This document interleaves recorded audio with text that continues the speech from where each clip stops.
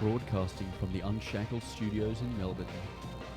This is Wilmsfront, brought to you by theunshackled.net. Now here's Tim Wilms. Hello and welcome to another episode of Wilmsfront for this evening. It is a Sunday evening here. It is 7 p.m. here in Melbourne. The date is the 22nd of September 2019. We are broadcasting live on the Tim Wilms channel. Whoops, you can't see me there, but you can now. We are on the live chat on YouTube, so make sure you comment throughout the show and share your thoughts and reactions. Now, as I've mentioned in my promo, I'll be joined shortly by Dougal Cameron from Carnage House Productions. He's on a bit of an alt media tour at the moment, as he was just on Dia Beltran's Wednesday night live stream. I've been in communication with Dougal for a couple of months now, so I thought it was about time we had an on-air discussion. But first, I give you the rundown on what is making news right now here in Australia and around the world. First, we've had the aftermath of the global climate strikes to demand immediate climate action from governments around the world, declare a climate emergency. It's largely basically teachers instructing their students that they need to take the day off school to protest this issue to basically survive. And now we have what is called eco-anxiety happening in our youth of today. Basically, they're being scared shitless about the world's going to come to an end because of catastrophic, irreversible climate change. And we've seen some signs that have popped up throughout the world, some such as you'll die of old age, we'll die of climate change. There's even been some feminist ones that have said if we were white, male, and rapists, then you'd want to pay attention to us, which is pretty crass. And then there's been a lot of signs that are being misspelt because they took the day off school. Everyone's been saying maybe you should have been at school learning how to spell rather than taking it off to protest a non-existent problem. Now, whatever your view on climate change and what, if any, there is a role for government in mitigating the effects, I mean, at worst, there's just going to be a 0.5 degree or 2 degree Celsius increase in global temperatures, which, as world history has demonstrated, that the planet does better, civilizations do better, crops do better, animals do better when it's actually warmer. And it's supposed to be spring here in Melbourne, and basically it's not warm enough yet. I mean, it's still cold. When I came into the studio tonight, it was really cold, and so bring on global warming. I love the warmth, and so yeah, I'm looking forward to summer. And as I just said, civilizations do better when it's warmer, and ice ages is when everything begins to fall apart. Now, the reason why I mentioned this is because it's gone from basically there's going to be some warming and some ice melting, and there's going to be rising sea levels. That's going to be catastrophic, and we're all going to die in an apocalypse. There's always one word that I can't pronounce on air. That's why on Uncockables I had Dave Hiscock there. He's able to be my elocution teacher live on air. So now we have millennials saying they're not going to have children because they don't want to overpopulate the earth to take up more resources, which are going to contribute to climate change. We're told we have to give up meat because apparently the cows farting methane, that contributes to global warming. So I hope that all the students at the climate strike on Friday, I hope they didn't fart, and well, if they tried to make it a silent one, well, then it was probably a silent but deadly to the planet one. You know? It seems immature to make fart jokes, but that's what climate activists are demanding, that we need less farts in the world. And basically I talked about how the teachers are basically scaring these children. It's actually eco-anxiety is now a psychological condition because children are just so scared now that they have to get mental health counselling, and of course it's we're told by the media that this is why action needs to be taken. No, it's just that you shouldn't traumatize children at schools about that the world is going to end. Of course, children are going to be scared of that. If you children are very impressionable, and the last thing you should do is be irresponsible and just send them into a panic, and so which is obviously going to affect their mental development. All right, so that's the aftermath of the climate strikes. Now, it finally happened, the state dinner at the White House between US President Donald Trump and Australian Prime Minister Scott Morrison.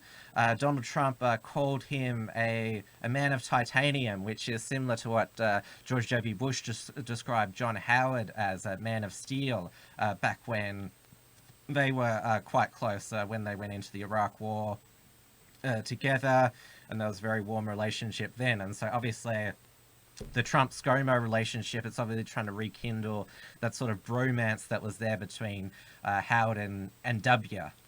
And yeah, it was a huge sort of, well, I watch Sky News normally, and they had Paul Murray and Laura Jays over there. Paul Murray was there all week doing Paul Murray Live from Washington, and he's been widely mocked, Paul Murray, for basically being being a fanboy of Trump all week, and he finally got to speak to Trump, and a lot of the conservatives have said in response, like, oh, you're just jealous that Paul Murray got the exclusive on Trump. I think Paul Murray he did overdo it a bit, being such a fanboy of Trump. I mean, I of course support Trump and think that he's the best president they've had for many years, but I certainly do criticize him regularly, and I'm not a mindless zombie cheerleader. And it sort of reminded me of Sky News's coverage of a royal wedding or a celebrity wedding. I'm half expecting now Paul Murray to interview the chef to how he prepared the food. So I'm still objective in these things, and I sort of think, yeah, probably Sky News overdid it a bit with their hype all week, but well, if it rates for them, then yeah, obviously it was all worth it there. Now, Donald Trump is now involved in another scandal that could bring down his presidency, because there was a whistleblower in the foreign State Department who said that he was alarmed about a conversation that Trump had with another world leader. Now, we know this was the president of the Ukraine, which is the nation next to Russia, and it relates to Joe Biden. When he was vice president, his son Hunter Biden was involved in negotiating contracts for a company that he worked for worth millions and billions of dollars. And there was actually a prosecutor that wanted to look into Hunter Biden and his company, and there's actually a vision now of Biden it's been posted on Trump's Twitter account. I'm not sure whether it was when Biden was still vice president or after he said he wanted the prosecutor fired. Now, the allegation is that Trump said to the president of Ukraine, you need to reopen the investigation into Hunter Biden, which is being viewed by the mainstream media as him wanting to basically use a foreign power to investigate a election rival, and this is seen as an abuse of power. Like, they've talked about using taxpayer money. We don't know whether that's took place. Certainly Trump wasn't helped by his new personal attorney, former New York Mayor Rudy Giuliani, who had an extraordinary interview with Chris Cuomo on CNN, where he said that he said that he didn't speak to, this is Giuliani, Ukraine, to ask them to look into Hunter Biden. Then he said he did do that, and then he said he didn't know if the president had done that, but if he did, then that was perfectly okay for the president to do. Giuliani, he also got Trump into trouble during the Stormy Daniels controversy, when he basically has said that if the president has paid Stormy Daniels, then that's okay. He doesn't know whether that's happened, but if it has, then that's okay. So Giuliani, like obviously he was a great federal prosecutor and obviously a great mayor of New York, but he's very old now and he's in his late 70s. He seems to be losing his marbles a bit. He's incredibly loyal to Trump, but this is the problem in the United States. All the sane ones are all old, and obviously Biden is the most obvious example, forgetting things, misspeaking, talking in old speeches. But the next generation of, well, at least Democrats, they're crazy, and Republicans, well, obviously it's the Donald Trump Republican Party at the moment, so we sort of don't know who is going to be the future of the Republican Party, but certainly the Republicans, if they can get a sane generation of young ones, then they're at a huge advantage over the Democrats. I guess we'll find more about that in 2024. Now, it is September in Australia, which means it's only 4 months until Australia Day, and already the Australia Day attacks have already begun, and another local council, this time in Launceston in Tasmania, has decided they're going to be moving their Australia Day celebrations from January 26th to be a day that's more inclusive. Now, I'm not sure how many of you know the geography of Tasmania, but it's normally the south near Hobart. That's normally the Green left headquarters, and that's the north, which is much more conservative. The north is where Erica Betts is from, where Jackie Lambie's from, and it's the only place in a federal election where the coalition can win seats in Tasmania. So this is quite significant, but the Morrison government, they're taking their defence of Australia Day and trying to stop the virtue signalling activism of these local councils by stating to these local councils, if you don't hold citizenship ceremonies on January 26th, then you can't hold them at all. So basically saying, well, this is our national day. If you're not going to hold Australian citizenship ceremonies on our national day, then you don't deserve it at all. And last time I checked, January 26th is still Australia Day, and it used to be called Foundation Day, and that's when the modern Australian project began. I've defended Australia Day through numerous articles on The Unshackled over the years. I'm not going to go into it now, but it's good that we have still the conservative side of politics wanting to defend and preserve Australia Day. Obviously, the Greens want to move it. They think it's inevitable. Labor can't make up its mind. And then you have the Marxists who say, no, we don't want to change the date. We want to abolish the date. And then you have the extreme Aboriginal activists who say, we just don't want to abolish the date, we want to abolish Australia. So it goes from we're not even worthy of National Day because we're such a racist and oppressive nation to Australia itself is illegitimate. So that's obviously, if we did change Australia Day, then it would progress to all these other things until Australia as we know it would not exist.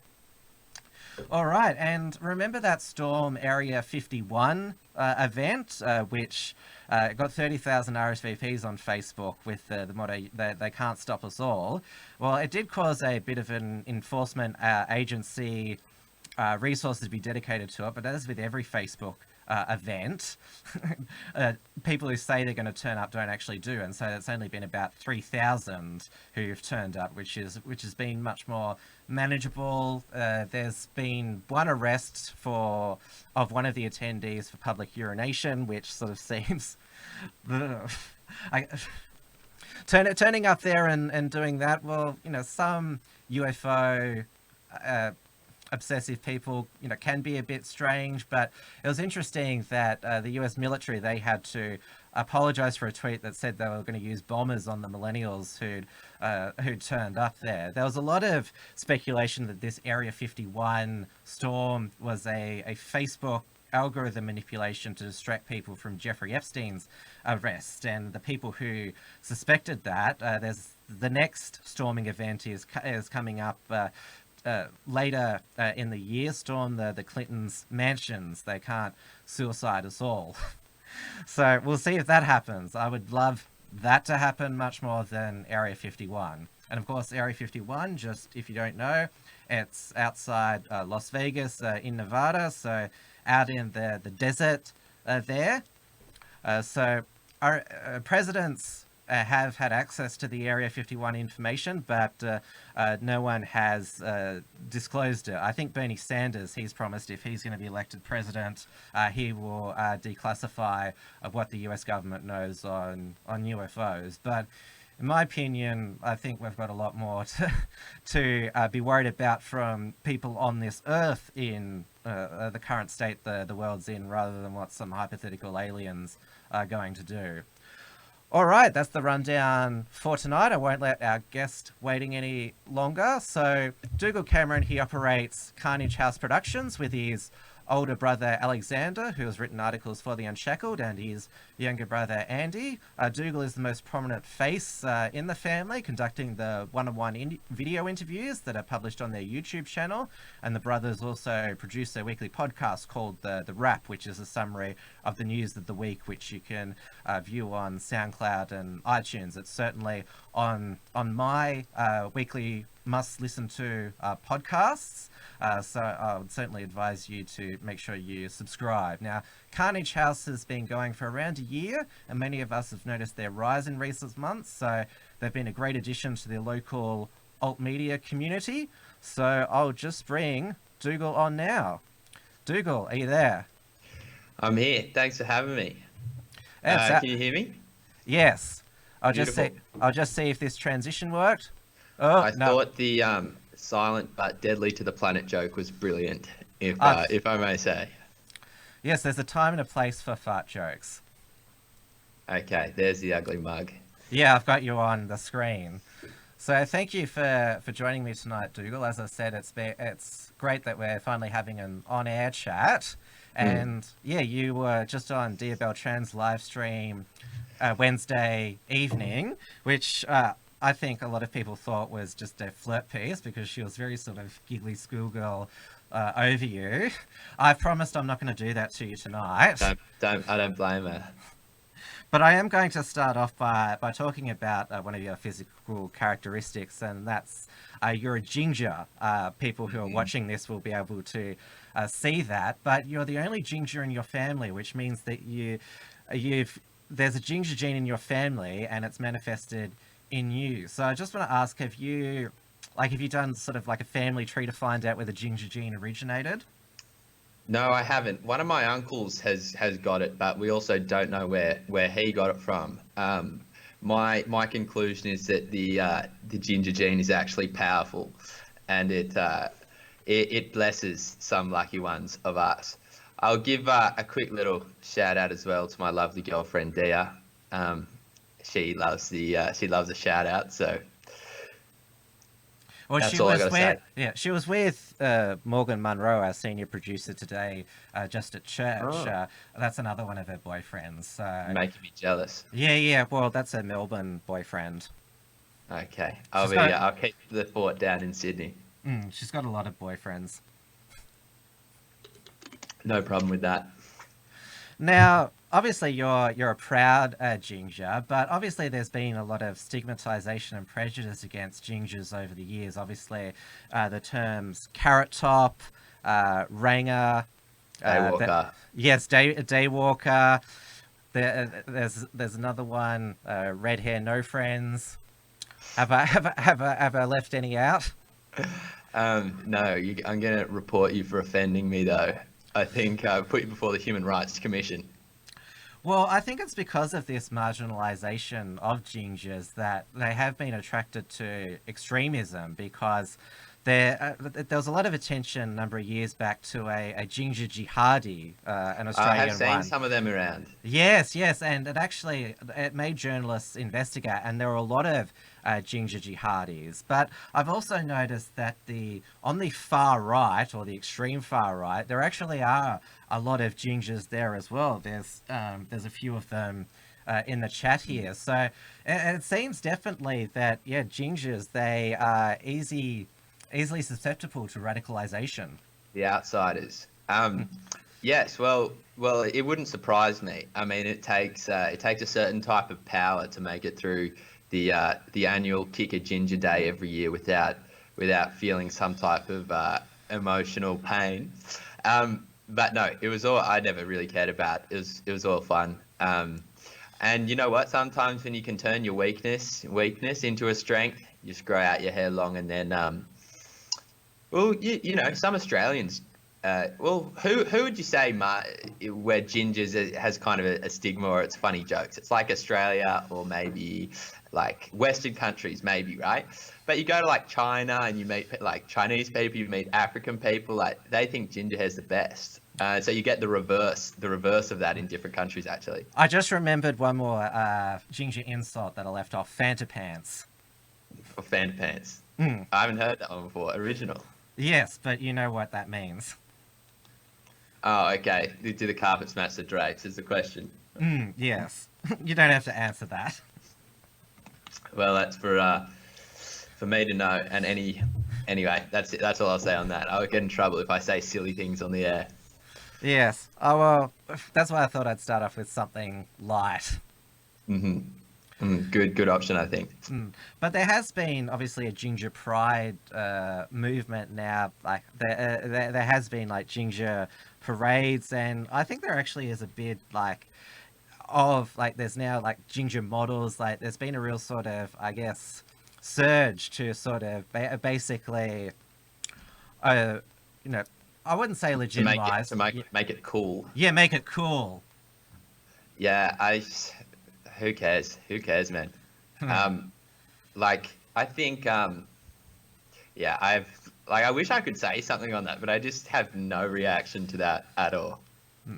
But you are a proud ginger. I'm a proud ginger. I'm a proud ginger.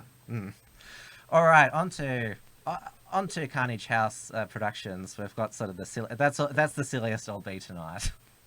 Okay. Well, look, I don't mind a bit of silliness.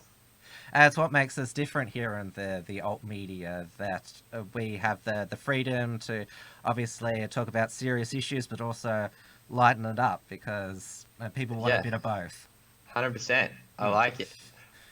Now, I had watched a bit of Carnage House Productions before I made contact with you, and like obviously it's very well produced, the interviews that you and your brothers do, but I was suspicious of you during the beginning just because I've seen a lot of alt media. Because I'm a ginger.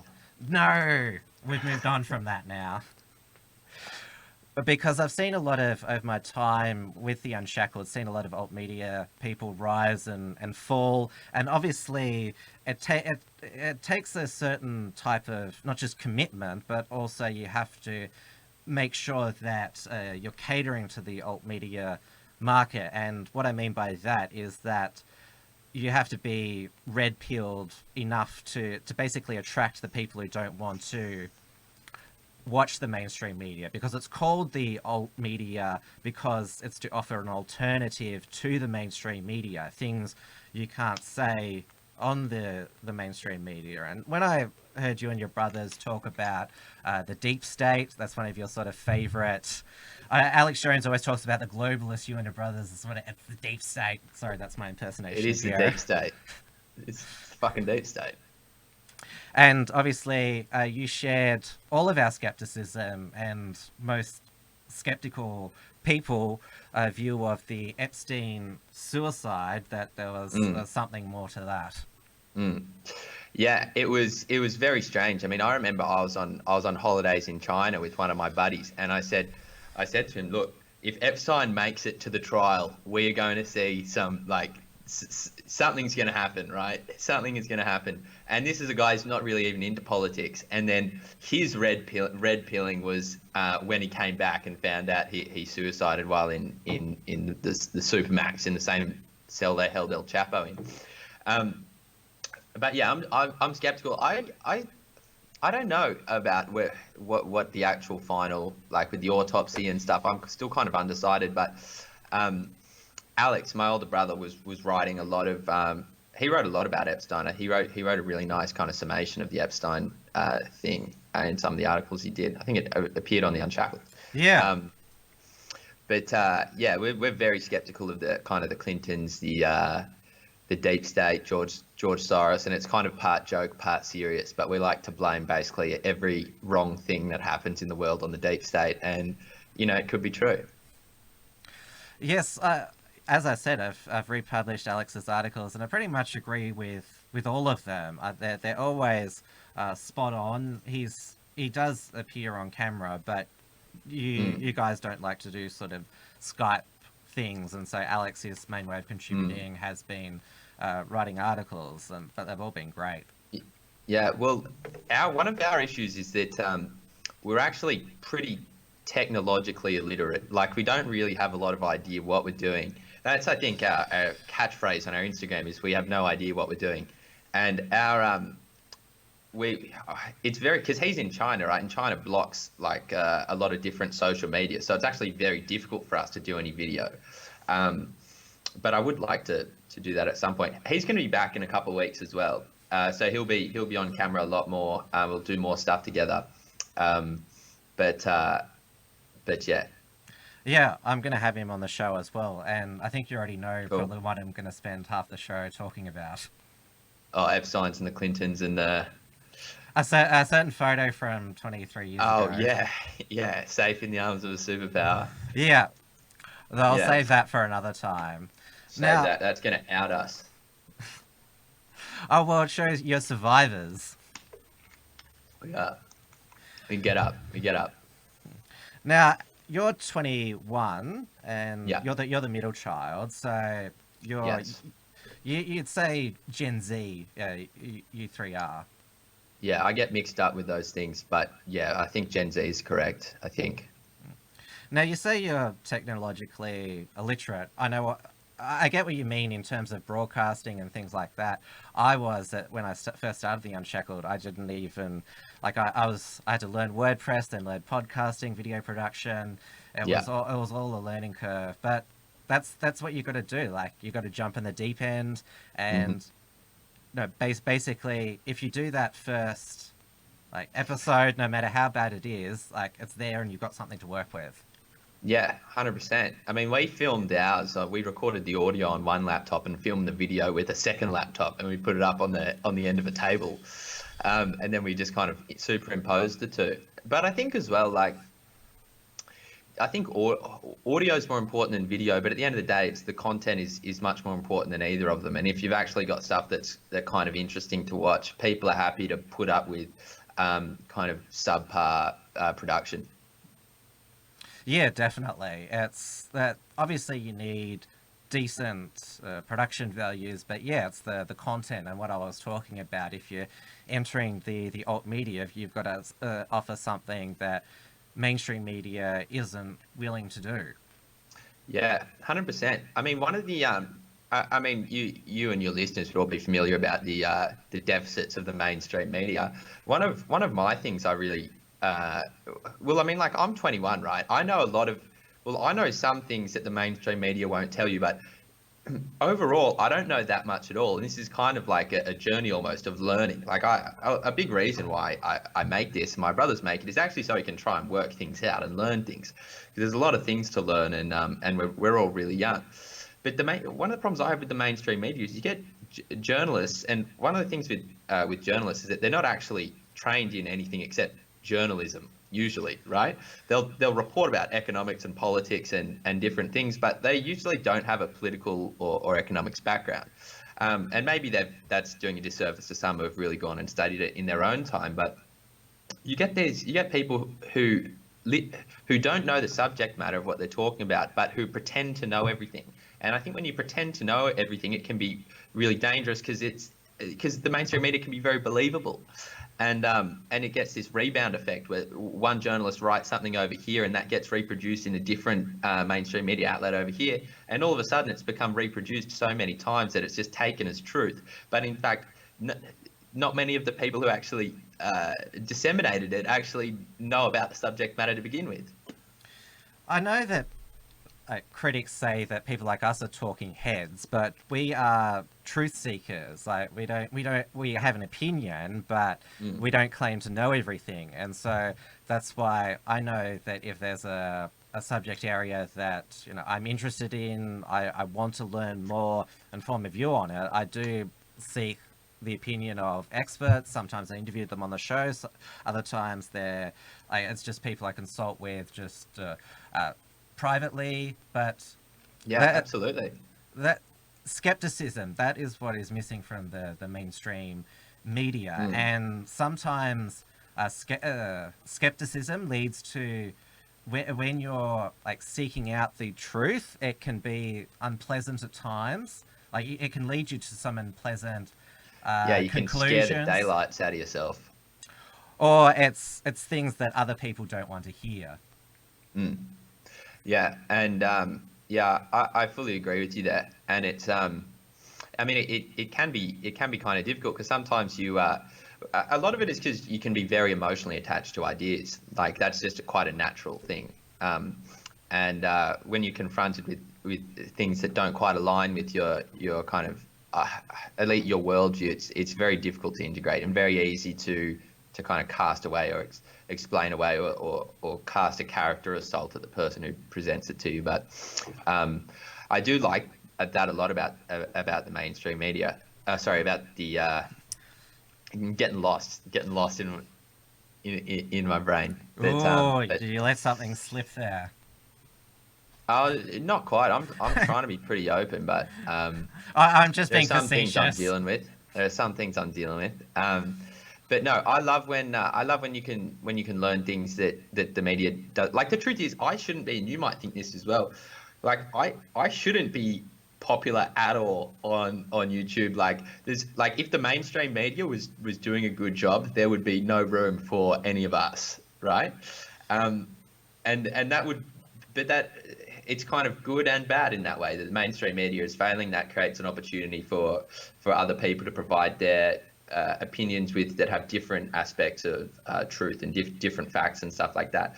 In the same way that where like the big social media platforms are failing, like YouTube and Facebook and Instagram, and restricting content, it's created a beautiful opportunity for other social media platforms. And I've got kind of big hopes for like ThinkSpot, for instance, from Jordan Peterson, that he might be able to fill that gap.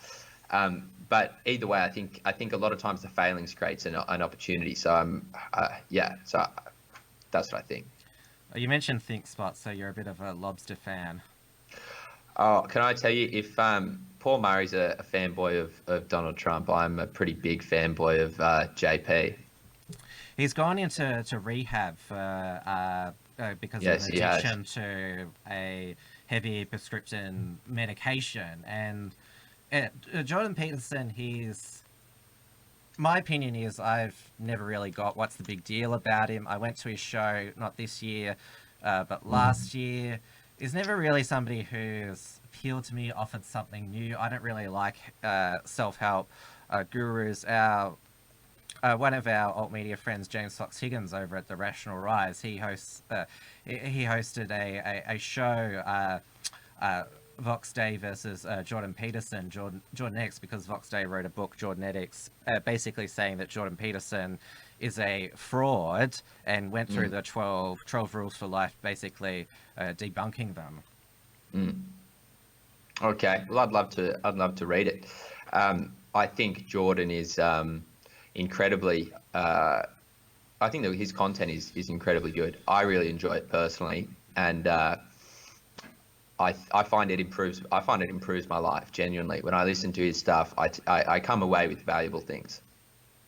James is actually in the chat at the moment, so he's hearing this, and so maybe you two can have a. Well, I don't have access to the live chat, so maybe I do. I just don't know how to get it. So if there's something interesting, then feel free to let me know, because I'm not seeing it.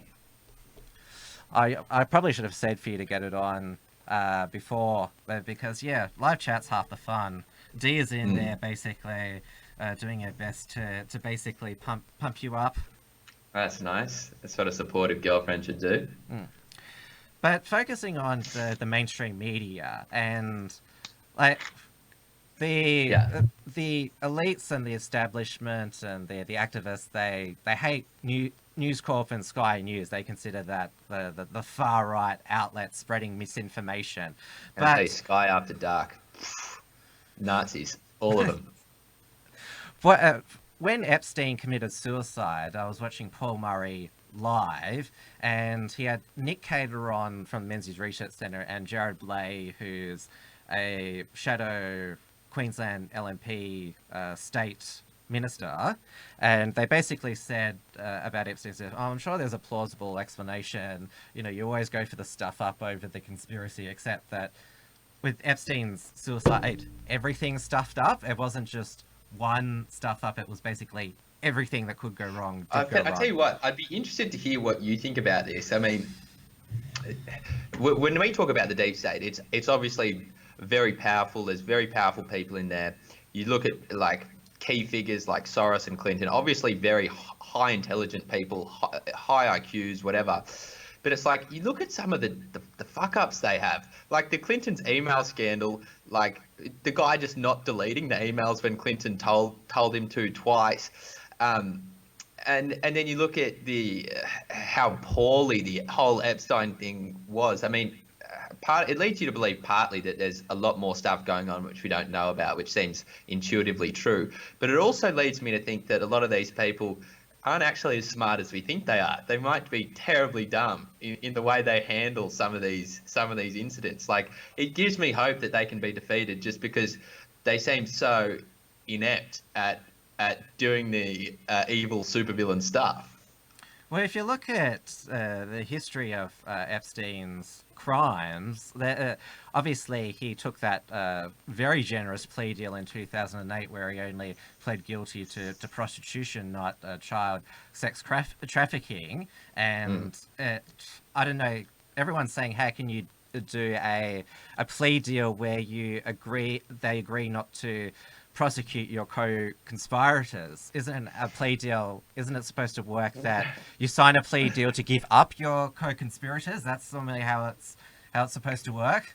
Yeah, well, I mean, I would have loved to been like a fly on the wall in there, because it's very hard to know what happened, except it's just an absolute swamp of bad things, and important people doing all types of silly business, and the FBI is involved, and it's almost the greatest case for libertarianism is this deep state thing, and how these important people are using government force through like FBI and CIA and stuff to just do monkey business. Well, going back to the original plea deal, as I said, it was made in 2008, and going back to 2008, you were, 10 years old then? So, Yeah, 10, maybe 11. But I was an adult then, and so I remember the times, and this was when, like, there was MySpace, but Facebook was just starting out. Twitter wasn't a big thing. Obviously, YouTube was around, but basically back in 2008, the mainstream media was still the gatekeepers. So if CNN, NBC, CBS, ABC decided that this pedophile billionaire taking this very generous plea deal, which basically saw him have part-time detention, wasn't a big deal, then the public were none the wiser. And over the 10 years since that, obviously the internet has grown. Those wicked websites such as 4chan have been created where people have discussed, explored Epstein's crimes, and so it's basically been building up this outrage over that this pedophile billionaire was able to get away with it. And of course it culminated with, well, Epstein was arrested because Mike Cernovich, who's an alt media personality, was able to get court documents unsealed. And of course there was the Miami Herald journalist, her name's escaped me, but obviously Miami Herald is an actual newspaper, one of the last ones there. So you had, I call it one rogue newspaper, Julie Brown, that's it. One rogue newspaper basically doing what the entire US mainstream media wasn't willing to do. Yeah, no, big props to them. I think it requires a lot of balls, big balls to do something like that, knowing that you might be on the list to get suicided. But but yeah, it's. I don't have much to say on it just because I feel like it's just bad. There's just not much you can take away from it other than there's big time players doing dirty things and using instruments of government power to cover it up.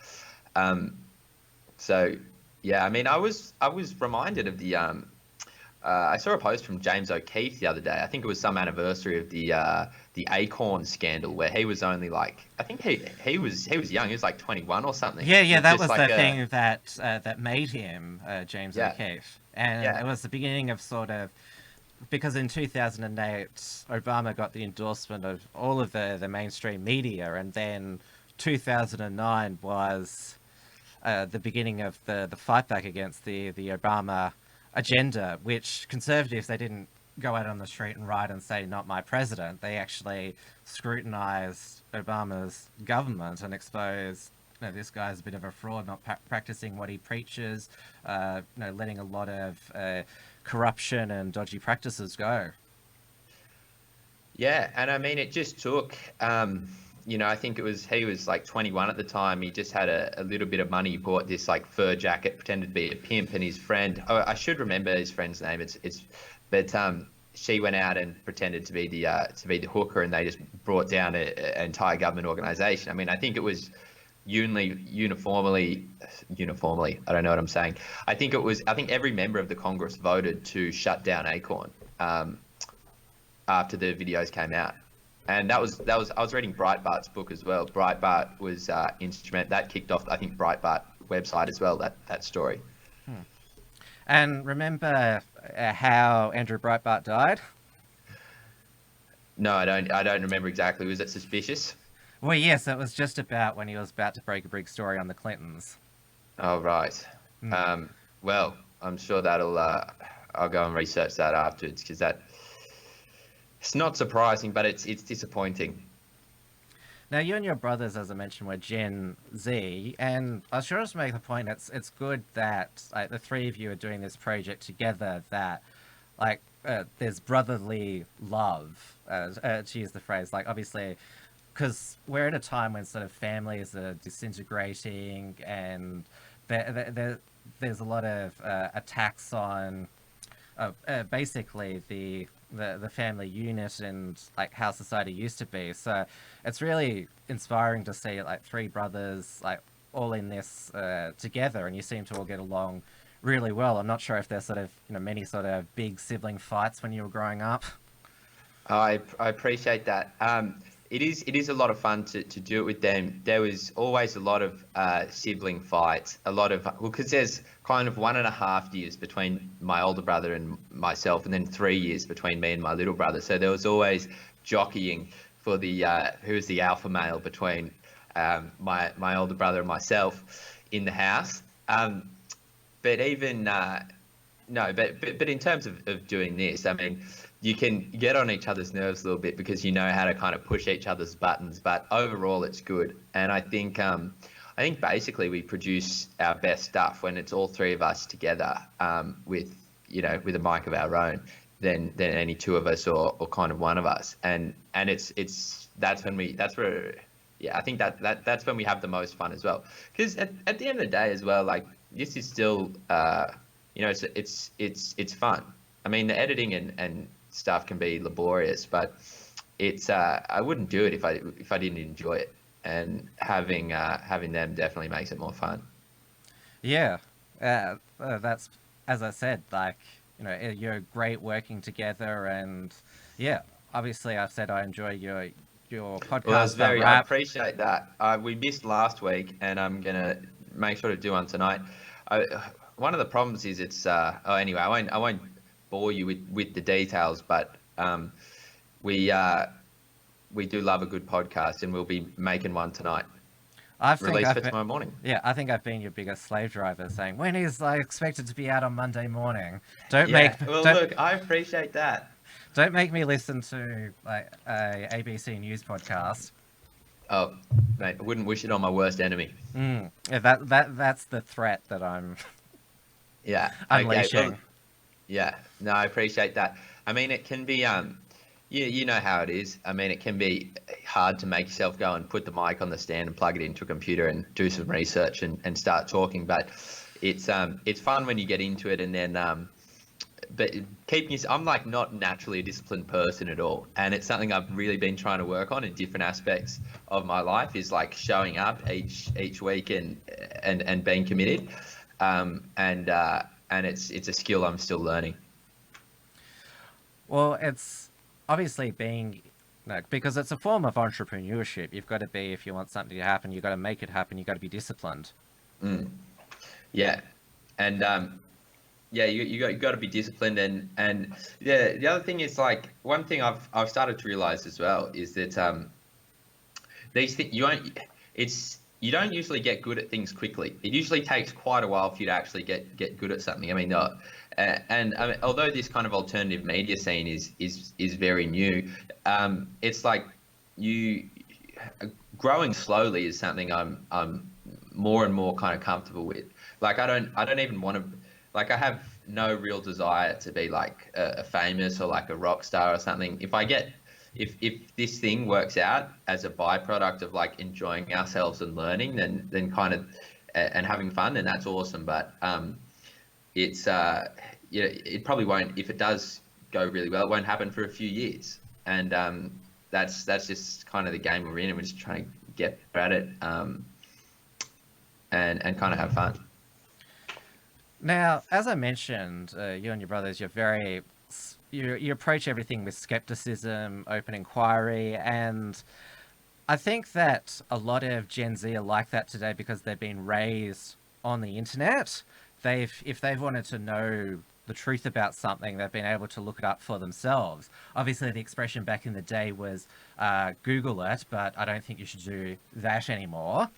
But basically, before we saw the big tech social media giants basically change their algorithms and try to hide what they don't want us to see, you basically had the world at your fingertips. You could find out, obviously, about Epstein's crimes, and it really came into fruition in the 2016 US presidential election, where, like, if this was just a mainstream media election back in, say, 2008, Hillary Clinton would have won. But because over the past 20 years in the United States, there'd been an alt media boom. There's websites like Town Hall, obviously Breitbart, Daily Caller, WorldNet Daily, the list goes on. I can probably think of a few more, but obviously InfoWars as well. How could I leave that out? And Rebel Media also launched, and so they're obviously the mainstream media. They were covering for Hillary Clinton, trying to suppress the WikiLeaks emails and all of the dodgy stuff that was going on in the Clinton. Quick shout out to our boy Julian Assange.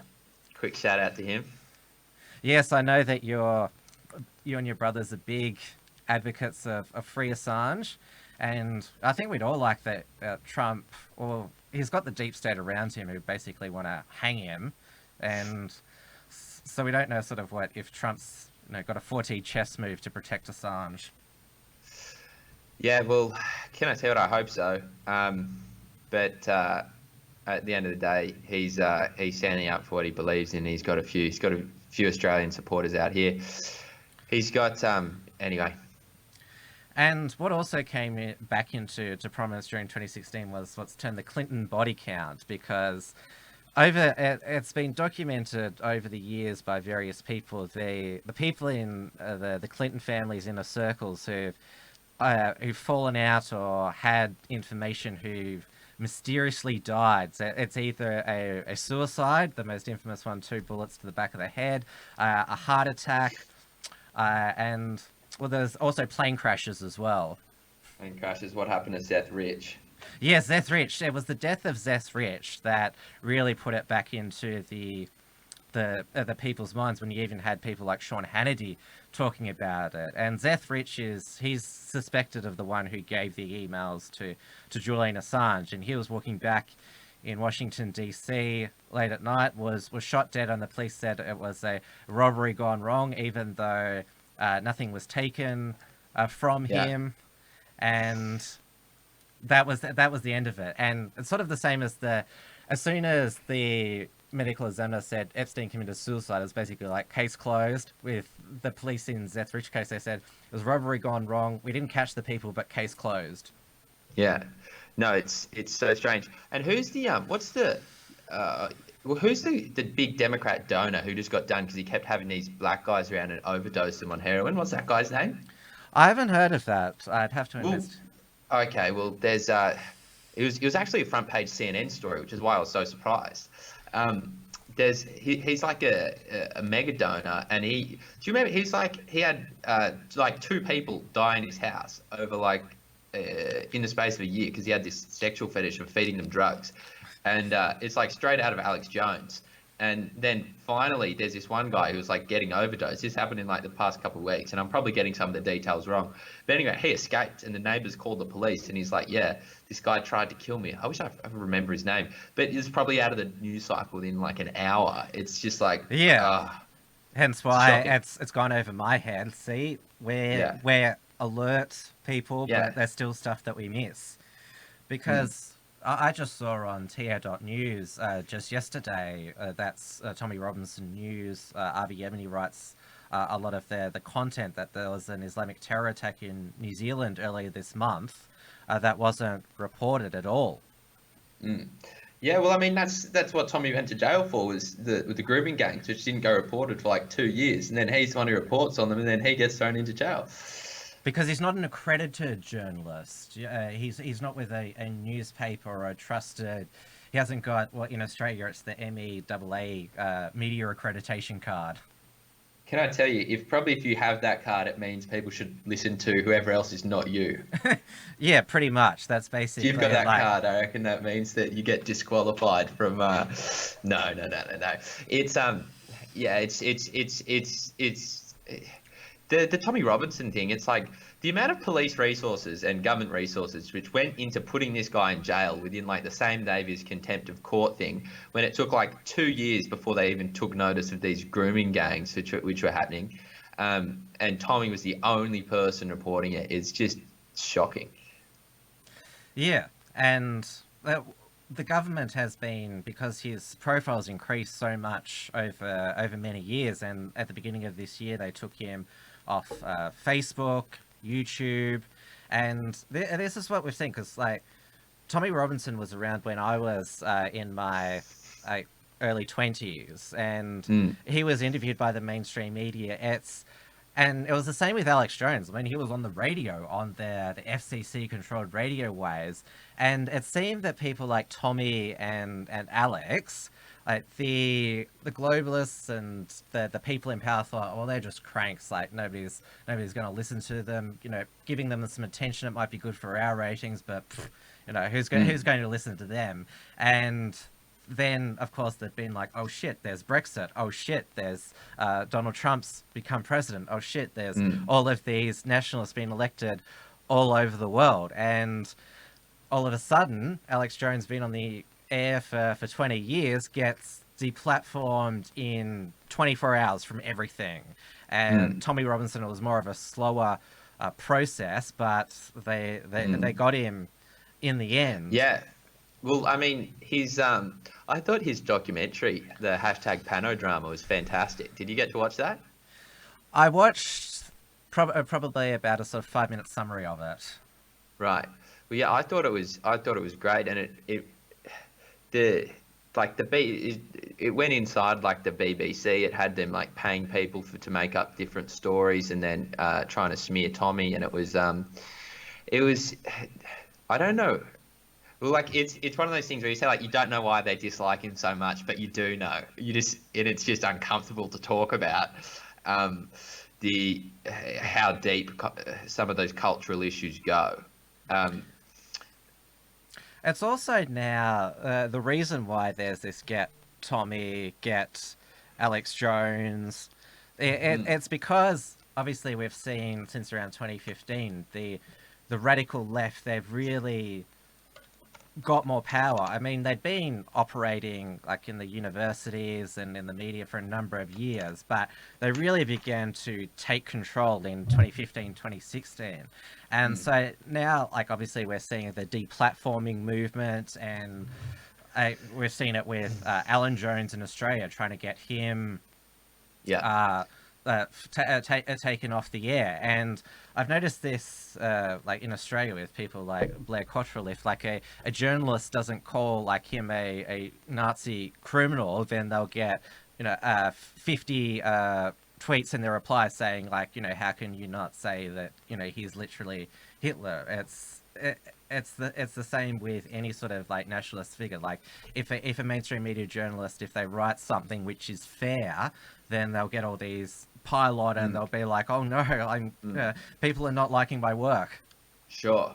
But can I tell you, I think, this is one of the really interesting things is that you say, well, what type of power is left in the mainstream media? Like, why are people still engaged in mainstream media, considering it's probably not the best content? It's not even the most widely consumed content at all. But what's left, I think, is status, right?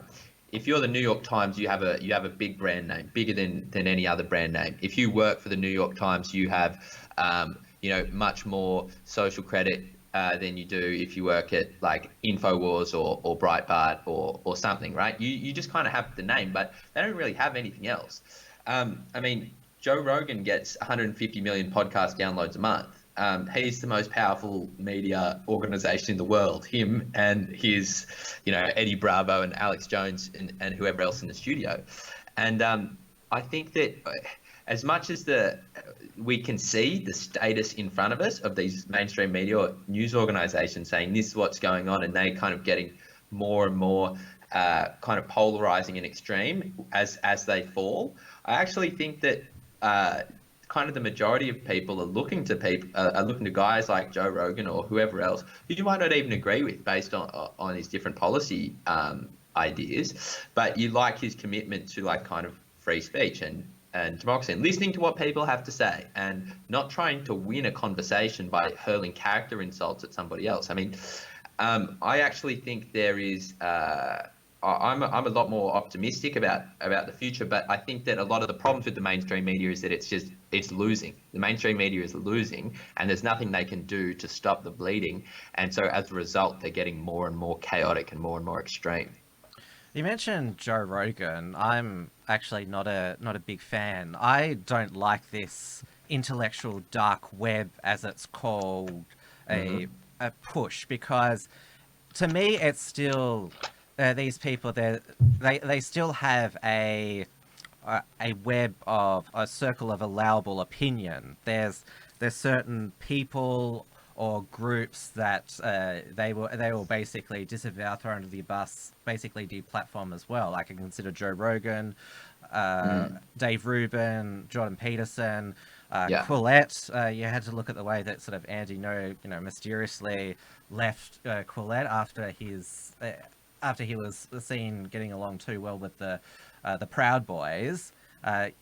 Sort of he was sort of seen as being too on the street, being into the rough and tumble, and this is sort of what I don't like about them as well, is that they're not on the streets. They're all behind their keyboards, just in their comfy studios.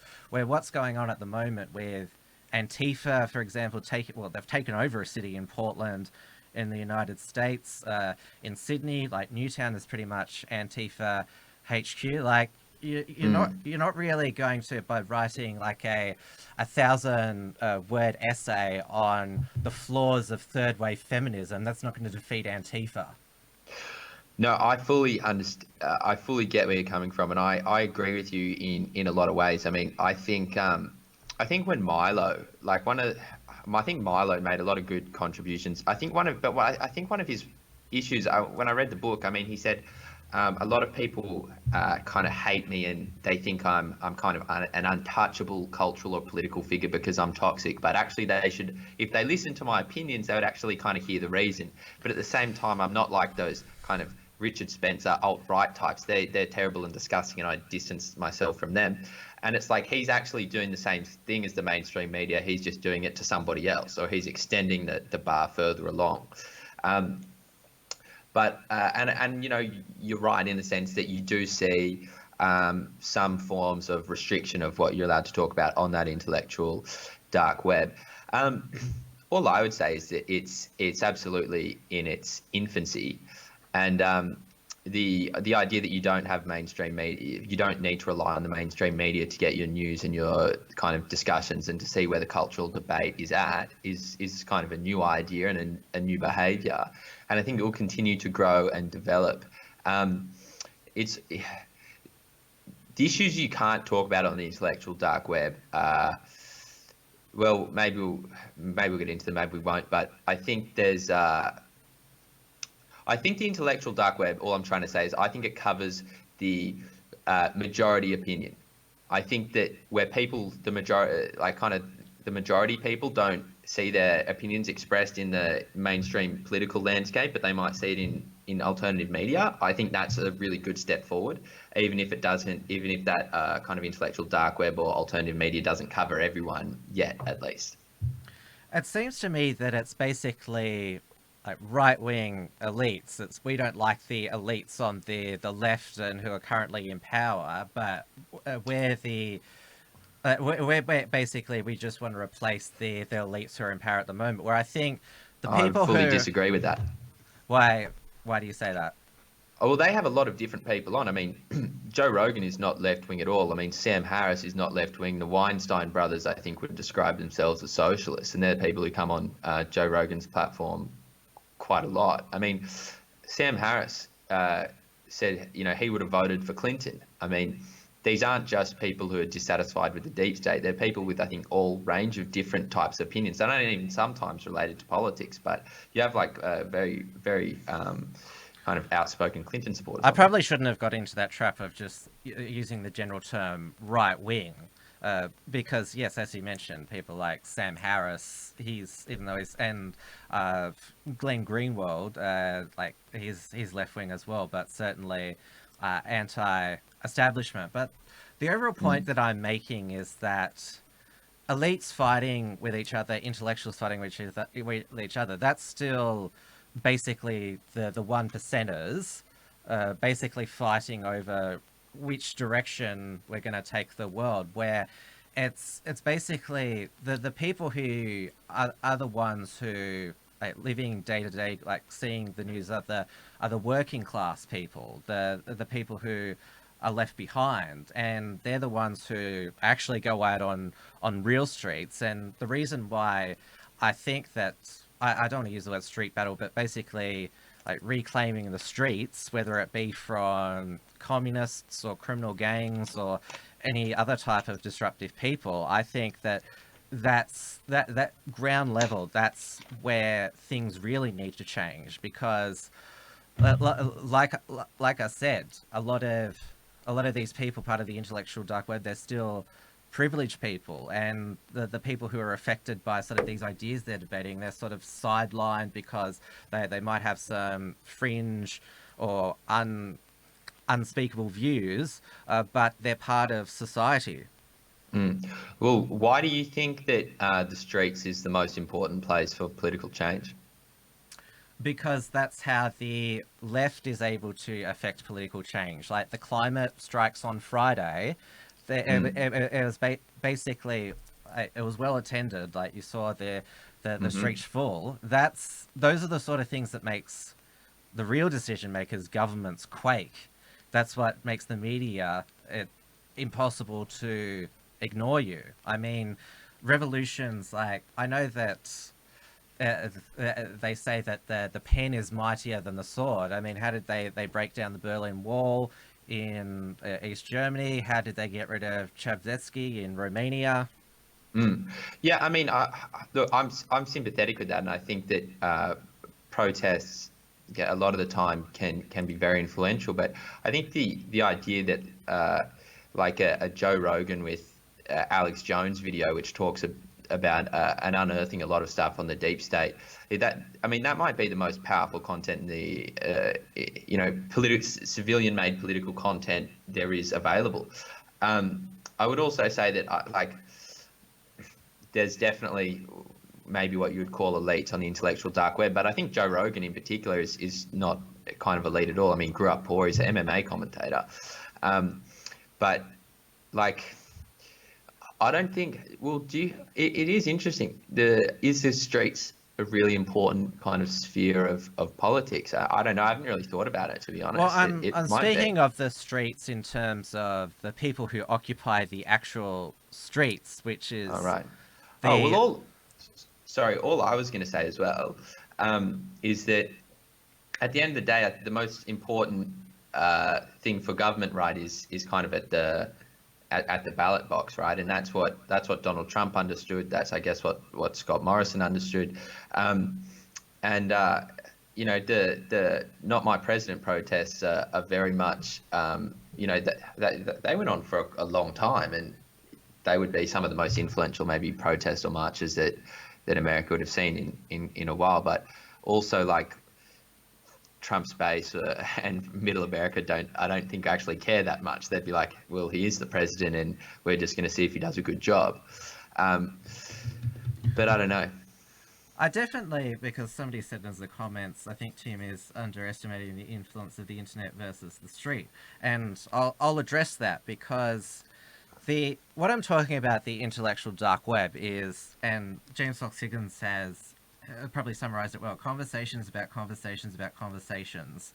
What I think that the internet, the web, or whatever you call it, dark web, should be, and this is why I've titled the episode Modern InfoWars, because even though Alex Jones, like, he has the name of this website, that is what the internet is these days. It's an information war, and obviously if you're just going to sort of like sit around with like people who agree with you on like the intellectual dark web, that's not really like what I see my role as the Unshackled is, like, because the mainstream media, like I've noticed, is lying. It's omitting facts. It's basically trying to it's using its old power to basically try and prevent people from waking up. And this is why I connected to the street, because if people do see like what is really going on with people like Epstein, with deep state elites and things, how mass immigration is being forced upon us, things like that, then it obviously filters down to way more of the mass population. And that's why Facebook and Google have been so eager to crack down on fake news, manipulate the algorithm, try and hide channels such as yours and mine's, because the info war, if that filters down, if we win the information war, then that's really what's going to make the elites really scared, and governments really scared. Well, firstly, I understand your page has been suffering censorship. I don't think mine is popular enough yet, so maybe one day we will, if all things go well. But I think that's one of the things I really like the internet. I'm really actually kind of excited for the future. I'm a lot more optimistic than I know like Dia is, for instance, about kind of the future of our culture and countries and stuff. And I think internet is going to play a massive part in it, and I think a part for good, I hope. Just because I think on an individual level, most people are open to information that kind of helps solve problems. And as much as the mainstream media can try and distort it in some type of ways and promote narratives, and even sometimes alternative media can promote narratives and distort the truth and clicks and whatever. I think that I don't think people have changed that much. I think people have naturally attracted to the truth, are naturally attracted to problem solving, are genuinely attracted to authenticity, which is why people like have left the kind of the mainstream media. And I think that as long as people kind of individually try to, what would I say? As long as everyone is kind of, that thought haven't quite articulated the thought yet. It's still developing, but all I would say is that I think there is, I think the information war or the war for truth, I think will be won. And I don't see how it couldn't. And obviously the mainstream media, one of their weapons in trying to take down the old media is saying they promote fake news. And there was a real shocking example of fake news on our side this weekend with the the climate protest. This was spread by a Facebook page called the Australian Youth Coal Coalition. It said, "Look at the mess at today's climate protest left behind in beautiful Hyde Park." And that was actually from Hyde Park in London back in April. Apparently, it was a 420 rally, and so it was a Hyde Park on the other side of the world. Basically. Really? And so all the like leftists on social media have been saying, you know, this is why we need Facebook and all the responsible people to crack down on the fake news.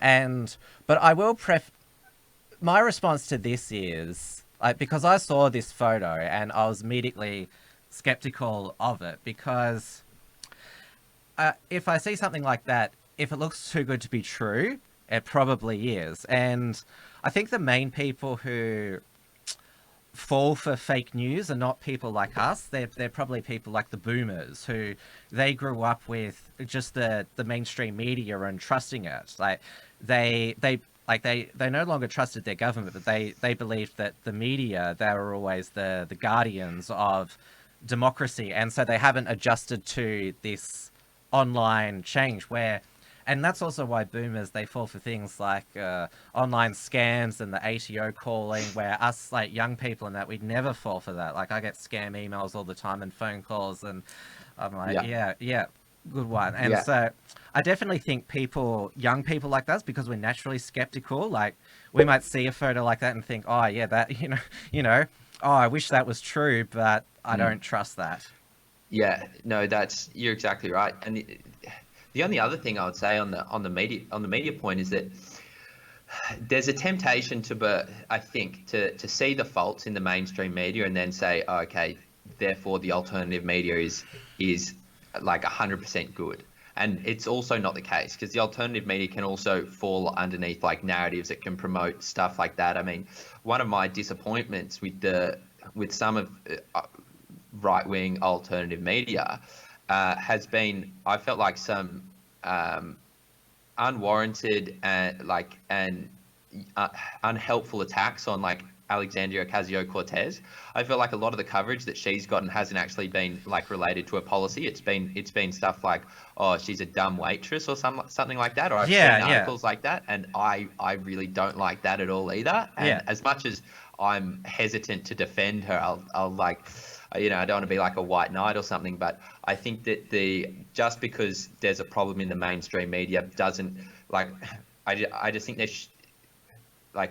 should still be some attempt at journalistic like integrity and at least trying to be everything the mainstream media is not just be an equally poor alternative. I know what you're referring to there, and that is personal attacks. So, like, obviously, like, we should be talking about ideas and facts and actual information. And like, I see this all the time with like the Antifa enemies of the Unshackled. They just resort to lame personal attacks, which it's pathetic, and you don't want the right to be like that as well. And like, in terms of like AOC being like a waitress, Steve Bannon said it best, saying, "I don't attack her because of that, because she has a lived experience of being a working class person." And Steve Bannon says, you know, we need more waitresses and factory workers in Congress, less lawyers and bankers. And so somebody like him, a strategist, recognizes that. And also there's also the video of her dancing during a college dance. I mean,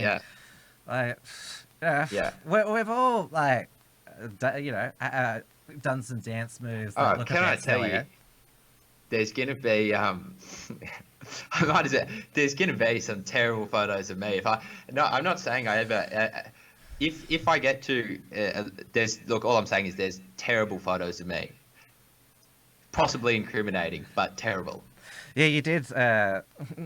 Possibly some of them were taken on those incidents you described off air to me. Could well be, and potentially some. Anyway, we'll see if they come out.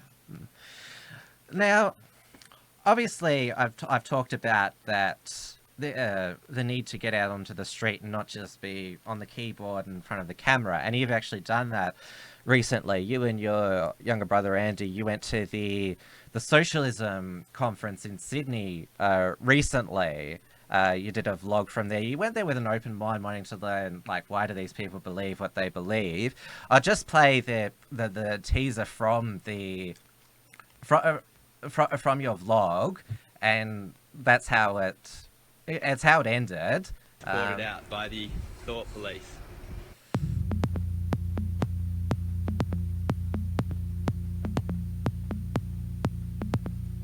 It's Big Dukes and Big Andy checking in here at Sydney University. We've got the Sydney Socialism Conference on today, and these two privileged straight white males are going to go and check it out. You excited, Anders? I'm excited. We're heading into hostile territory, so it's going to be a fun day, I reckon. I'm hoping we can actually learn something. My goal is we're going to go in, listen, maybe ask a couple questions, meet a few people there, be challenged intellectually, and I'm actually coming in with quite good intentions. Yeah, let's make some friends, I reckon. We'll make some friends. We're going to make the world a better place today. Anyway, we're going to bring you along for the ride, so let us know what you think. If you like this type of content, go ahead and smash that like button. Welcome here.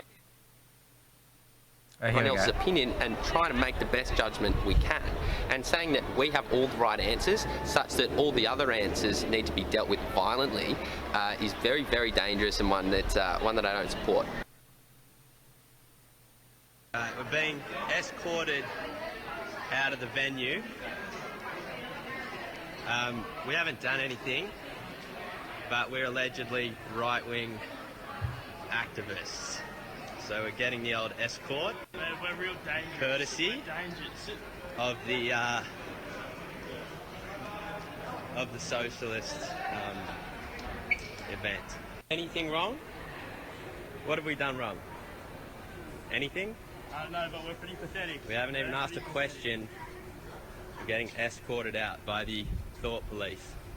So Dukes and I just got kicked out of the Socialism Sydney conference. Take off your hat. Are we going? Wave check. Wave check.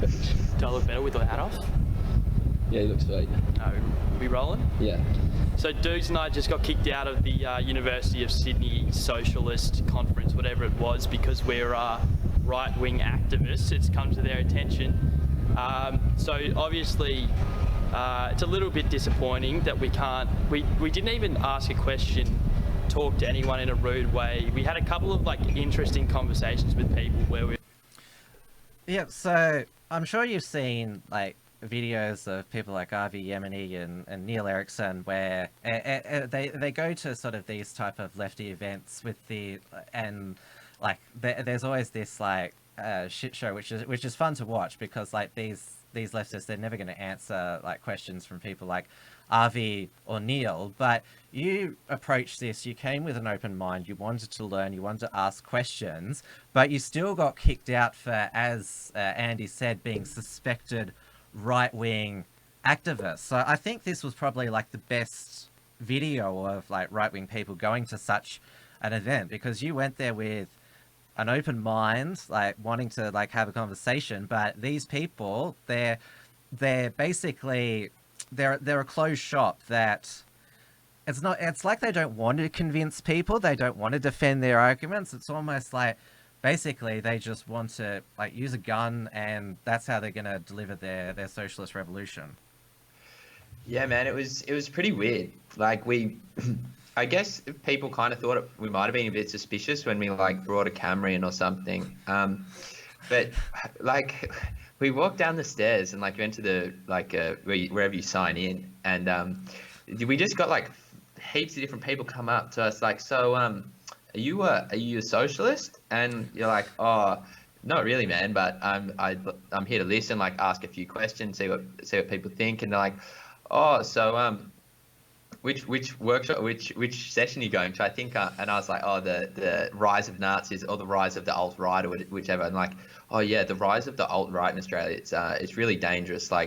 You see these Nazi protests in Melbourne, and Pauline Hanson in the Parliament, promoting all this white supremacy. It's oh, so tell me about Pauline Hanson's white supremacy.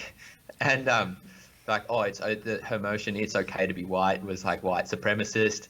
And it's and then I had a kind of a discussion there, and then that, I think that's the reason which kind of alerted different people in the conference, because then I went to the session. I went to a session on Hong Kong protest. I wanted to ask the question because they were supporting the Hong Kong protesters. They're protesting the socialist government, and it's a socialism conference that we're at. I thought that was I wanted to ask them how they justify that, and I had my hand up I was like the only for parts of it, I was like the only person with my hand up, and I had my hand up like the whole time. Because you're supposed to have your hand up when you want to ask a question, and they just wouldn't choose me. They wouldn't choose me on the alt-right thing, and then like we went outside and filmed our reactions to different segments, but we didn't film anything when we were inside.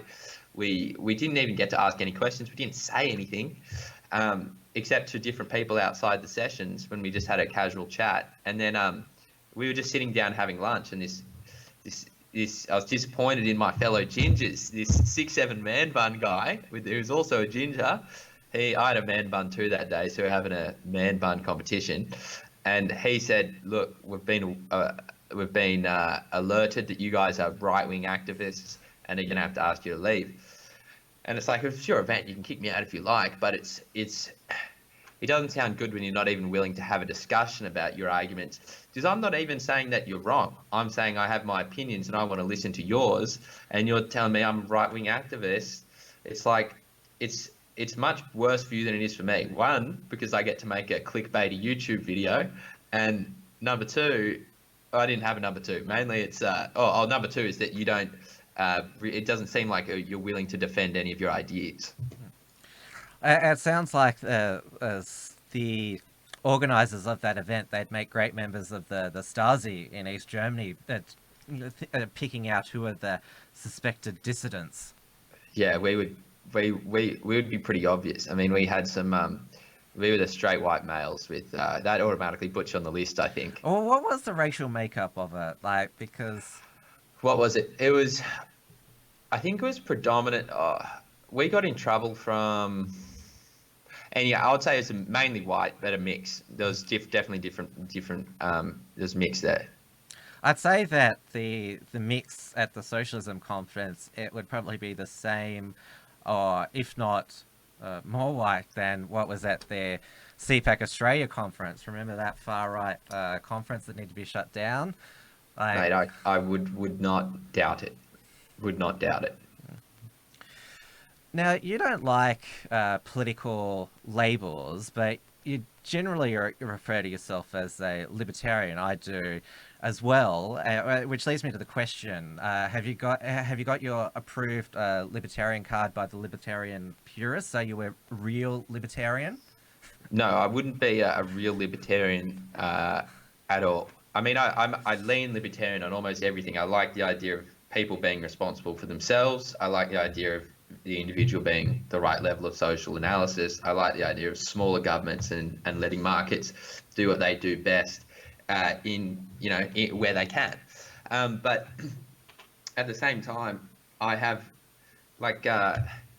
healthcare is a weird thing for me because it's very hard to work and be responsible for yourself if you're sick. Like that just seems intuitively true to me, and maybe there's a place for a kind of socialized healthcare. Now, libertarians would say that the government would be the worst administrator of that if taxation possible, is theft.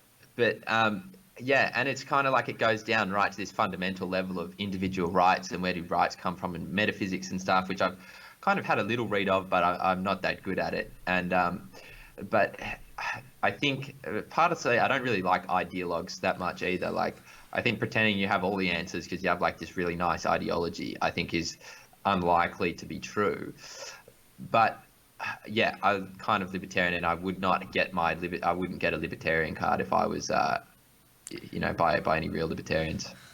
It's a joke that I make that libertarians are supposed to be against occupational licensing, yet they sort of want to have like a libertarian accreditation program because you have to be a real libertarian. It's always been ironic to me.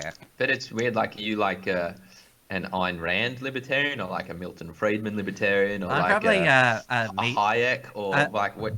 A Mises libertarian, like they're sort of termed the sort of Mises caucus of the libertarian movement. So, like, it's named after Ludwig von Mises, but its most prominent member is probably Murray Rothbard, the anarcho-capitalist who founded the Ludwig von Mises Institute. More modern people are Hans Hermann Hoppe, Tom Woods, who's a libertarian podcaster, Lou Rockwell. That's probably where the libertarians who I believe that I have the most in common with and who I get along with. Now, yeah, just like me, they're also accused of being secret white supremacists, enabling hatred.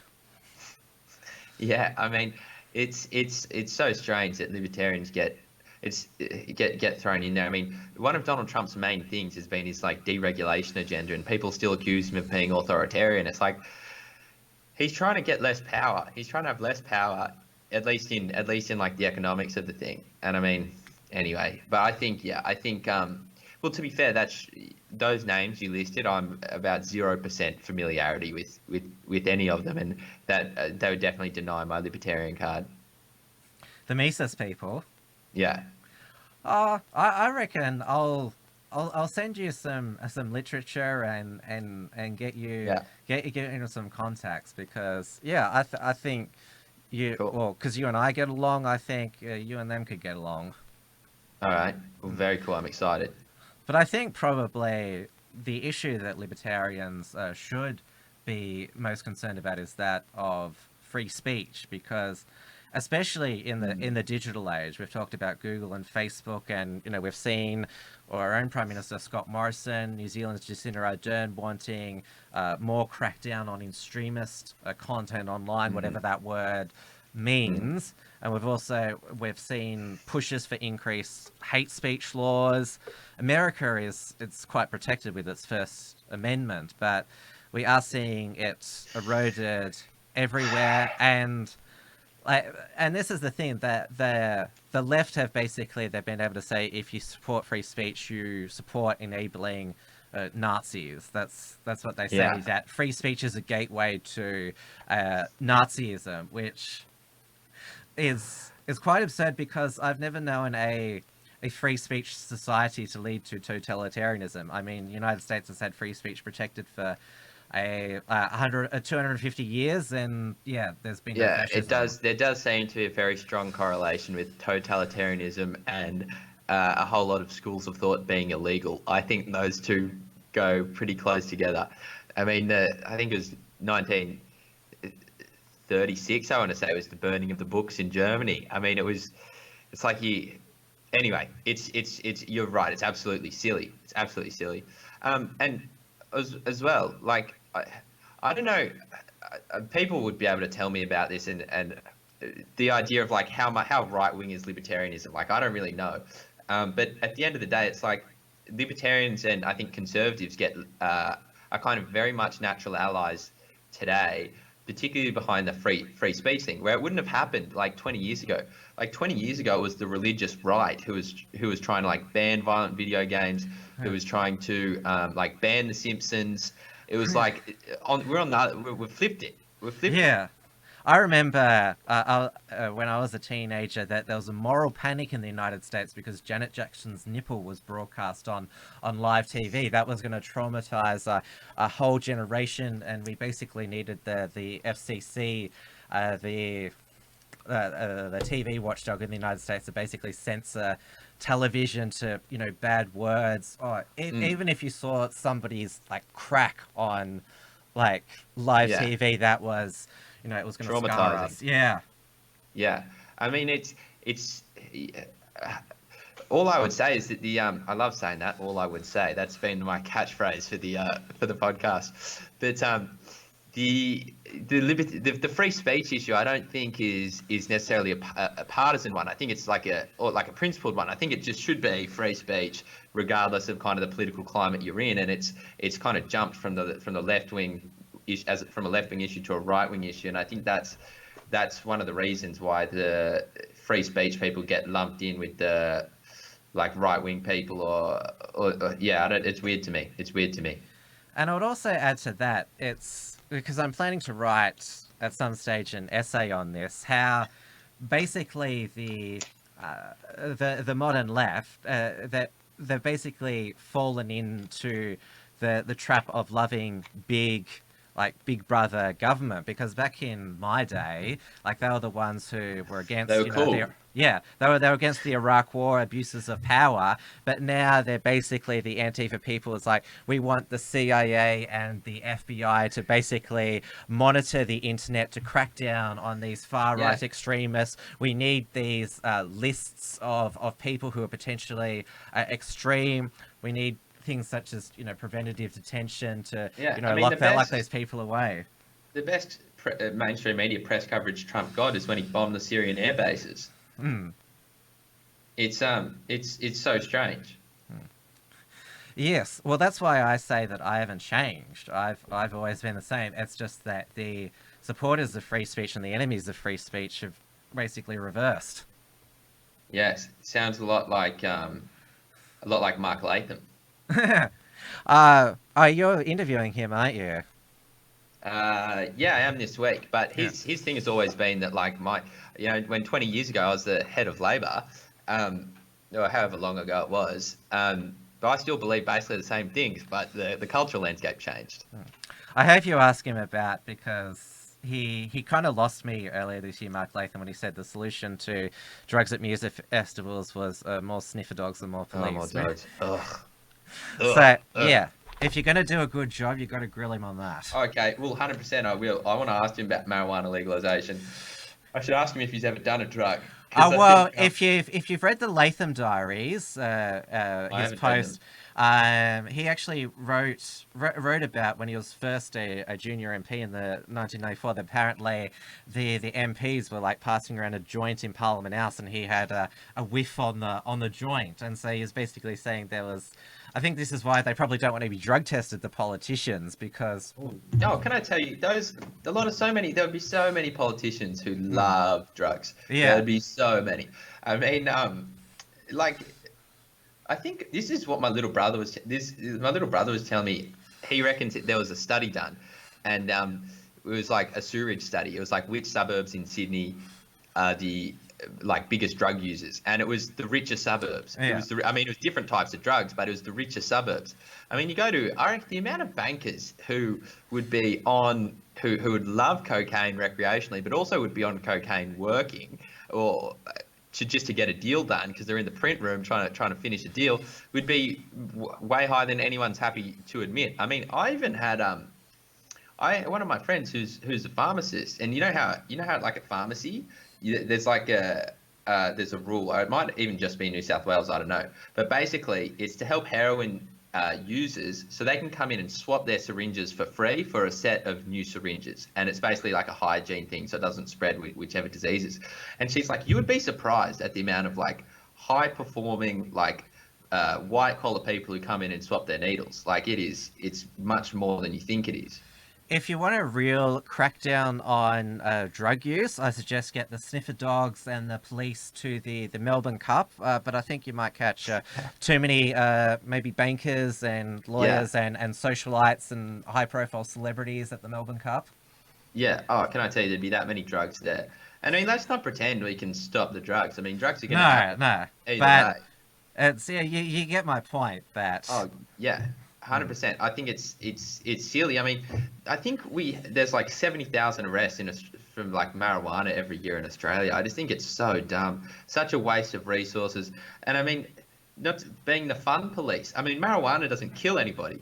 Marijuana just makes Lord of the Rings more funny when you watch it. I mean, why it's illegal is an absolute mystery to me.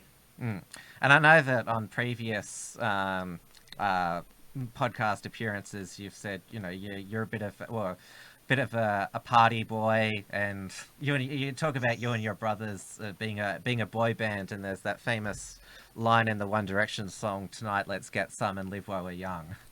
Yes. Well, look, I can't say any self-incriminating evidence except that I'm honest about my policy suggestions, which is legalize.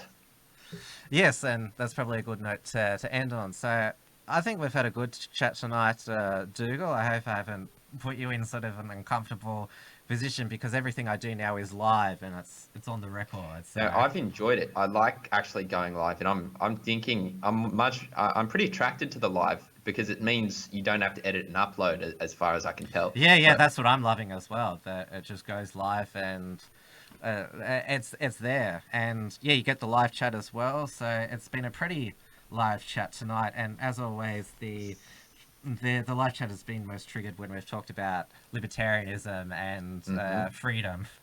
Well, I'll have to go back and have a look at it because I haven't been able to check it the whole time. But I'm sure it would be some good comments.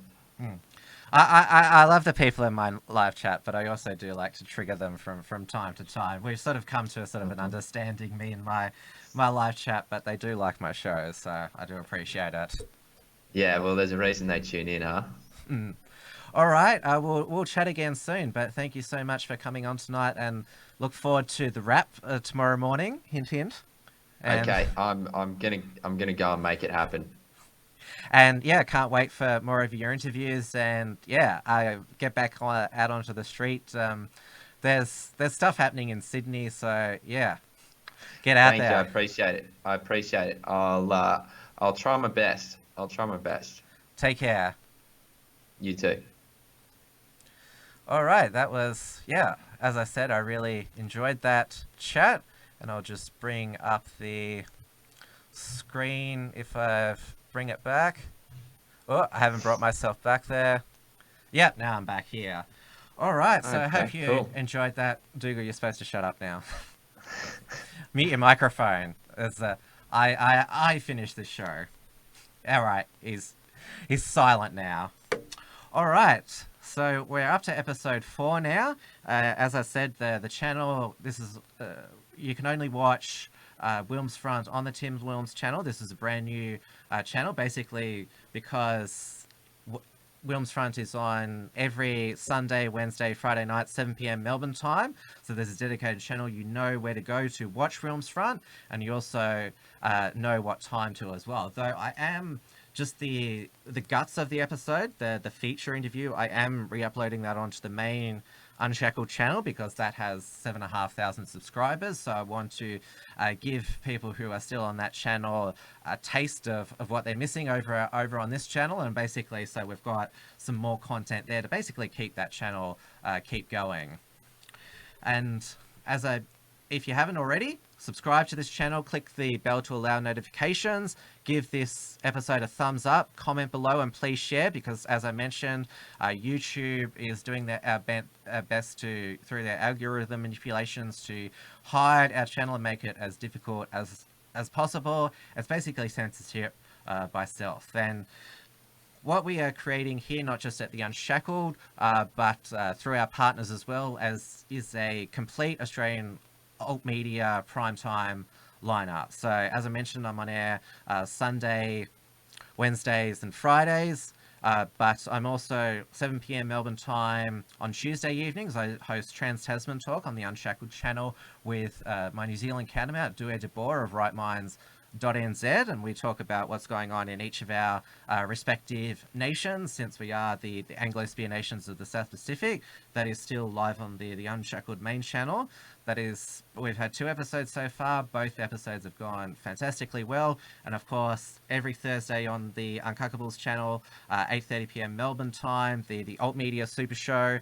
Uncockables is a joint production between the Unshackled, the XYZ, and the Rational Rise. And we also have a lot of the Australian alt media community on the show. And there was also Dia Beltran's live stream every Wednesday night on her channel, 8:15 p.m. Melbourne time. She's got a couple of special Sunday night debate nights coming up at 9 p.m. over on her channel, which means I've got to finish by 9 o'clock. I've made good time tonight. And of course, there is also my colleague, Steel Archer, editor-at-large of the Unshackled His Show, Detonation, live on the Unshackled YouTube channel. There is also the Detonation channel, which has the archive of episodes. So Detonation is normally live 11 a.m. weekday mornings. That's roughly where it is, because most of his guests are from the United States. Steele is over in Tasmania at the moment, so there'll be no detonation this week, but he'll be back in the next week.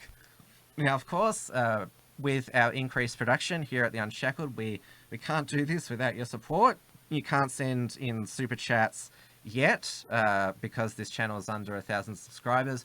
I will launch soon Entropy on the Wilms Front's live streams. I'm just sort of getting a few shows under my belt, getting the subscriber count up, the live audience up before I start to launch that.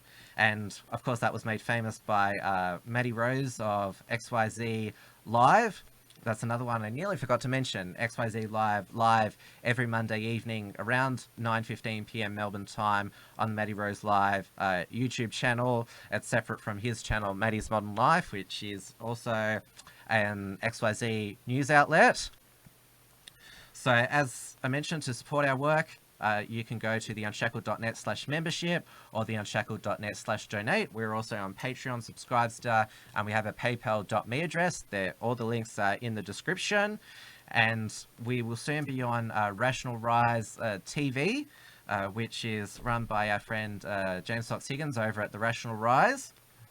So he is basically creating a self-hosted video platform where you can escape YouTube censorship. So if YouTube ever pulls the plug on us, then we can go over to, all of our stuff is still on rationalrise.tv, and of course we don't have to abide by YouTube's community standards and hate speech policies over on Rational Rise TV. So there is going to be exclusive ultra free speech content soon over on Rational Rise TV. So it's one thing for us to go over there, but we also need you, people in this live chat, our subscribers to the channel, to join us over there, because if you want the uncensored, what we really think, you've got to go over to rationalrise.tv. And I finally got the podcast version of Wilms Front approved. It's on Apple, Spotify, Stitcher, and TuneIn Radio. I'll leave the links in the description. And also timwilms.com. That's ready now, the website, so that'll host the archive of episodes. So if you want to go dive into the previous episodes, please go to timwilms.com and you will see it all there. And that also has links to my own social media. I'm on facebook.com/wilmsfront, twitter.com/wilmsfront. I'm also on gab.com/timwilms, and I'm also on minds.com/timwilms. All right, that is it for this Sunday night show. I'll be back Wednesday night at 7 p.m. Melbourne time for another episode. So thank you everyone for joining me, and I shall see you next episode. Thanks for tuning in to Wilmsfront. Visit timwilms.com or Rational Rise TV to view the archive of episodes. And keep visiting theunshackled.net to view all our shows, and to keep up with the latest real news and analysis.